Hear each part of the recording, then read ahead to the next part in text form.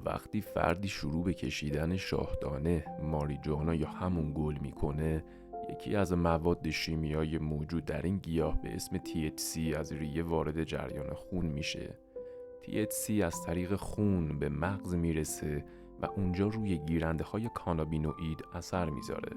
این گیرنده ها در نواحی از مغز قرار دارند که با تمرکز، تفکر، ادراک زمان، هماهنگی حافظه و لذت‌های حسی در ارتباطند. فعال شدن THC در این نواحی به اصطلاح باعث ایجاد حس های شدن یا همون بالا رفتن در افراد میشه. اما به غیر از این تغییر وضعیت روحی، اتفاق دیگه‌ای هم میفته.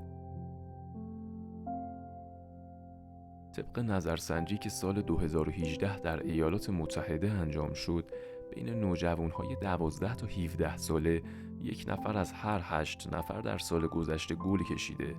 در بین کلاس 12می ها از هر 16 نفر 1 نفر به صورت روزانه گل میکشه. مشکل کجاست؟ آیا این درسته که حتی افراد نابغه هم گل میکشن پس مشکلی نداره؟ بیایید ببینیم اثرات مصرف شاهدانه یا همون گل روی مغز نوجوانها چیه.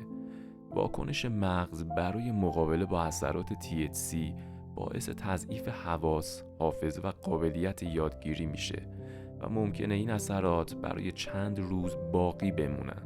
البته اگر مغز ما مثل 1 ساعت کار میکرد هیچ مشکلی به وجود نمیومد، اما قضیه اینطوریام نیست.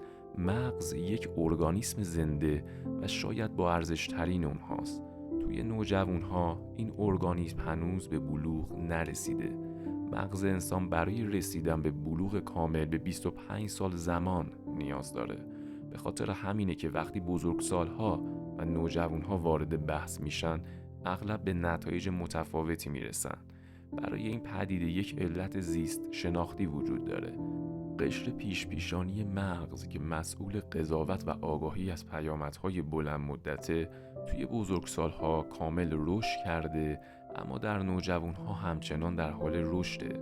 نوجوانها بیشتر تحت تأثیر دستگاه لیمبیک مغز قرار میگیرند که مسئول واکنش به ترسها و احساساتشونه و در نوجوانی به بلوغ کامل میرسه. اگر مغز در حال رشد در معرض مقدار زیادی THC قرار بگیره، ممکنه اون بخشی که مسئول کنترل احساسات هرگز به ظرفیت کاملش نرسه. این اتفاق میتونه پیامدهای بلند مدتی داشته باشه و هوش، قدرت یادگیری و قضاوت فرد رو تحت تأثیر بذاره. پژوهشی که روی نوجوانهای 13 ساله انجام شد و به مدت 25 سال ادامه داشت نشون میده کسایی که به طور منظم گل میکشن تا زمان ورود به بزرگسالی به طور متوسط 5.8 نمره از آیکیوشون رو از دست میدن. از اونجایی که آیکیوی متوسط انسان 100، این مقدار کم شدن میتونه مانع از این بشه که فرد به یک دانشگاه خوب بره یا توی یک شرکت بزرگ کار کنه. همه یه ماجرایی نیست. مدارکی وجود داره که نشون میده بعضی از نوجوانهایی که شاهدانه یا همون گل مصرف میکنن بیشتر در معرض خطر افسردگی یا حتی روانپریشی قرار دارن. روانپریشی نحوه پردازش اطلاعات توسط مغز رو تغییر میده و میتونه باعث بشه ارتباط فرد با واقعیت از دست بره. ممکنه چیزایی ببینه و بشنوه که واقعی نیستند و شاید حتی عقلشو از دست بده. خلاصه بخوایم بگیم مصرف شاهدانه یا ماریجوانا یا همون گل عوارض جانبی فراوانی داره. ممکنه بعضی از اونها بامزه و آرامش بخش باشن، ولی بعضی از اونها هم وحشتناکن و متاسفانه ما هرگز نمیدونیم کدوم یکی از این عوارض میان سراغ ما.